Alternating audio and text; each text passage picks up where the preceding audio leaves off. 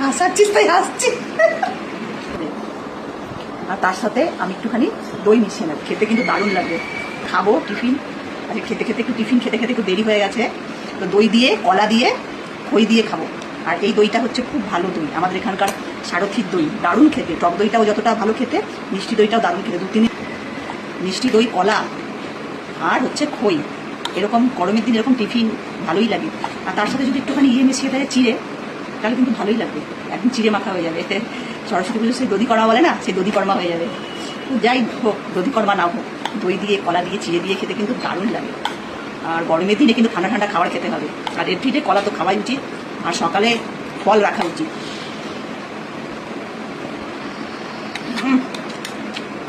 দারুণ রাখতে কিন্তু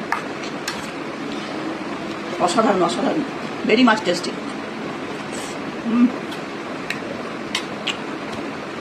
সব থেকে এই দইটা মেশানো হয়েছে না, এই দইটাতেই খইয়ের টেস্টটা একদম অনবদ্য করে দিয়েছে, একদম দারুণ। টক দই আমি করি, একটু মিল্ক পাউডার, ভালো করে গরুর দুধ আর তারপর রেড কাউ, এগুলোকে খুব ভালো করে ঘন করে নিই। করে নিয়ে তারপরে ওই টক দই দিয়ে রাত্রিবেলায় ওটাকে বসিয়ে রাখি। এই ছোটো থাকবে দুধটা, রাত্রিবেলা সকালবেলা ঘুম থেকে কিন্তু জমে গেছে, তারপরে ফ্রিজে রেখে দেওয়া হয়, ফ্রিজ থেকে বার করে খাওয়া।